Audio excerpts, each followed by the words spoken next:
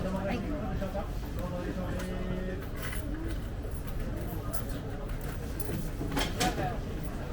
細かくごめんね。2、4、6、800円。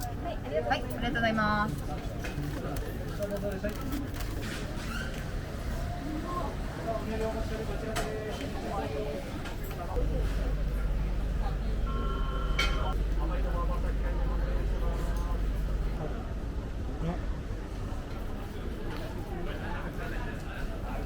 甘い卵焼きですね。真ん中のちょっと甘すぎたら甘さ控えめもあります。で、大根おろしとかつけると美味しいんで食べてください。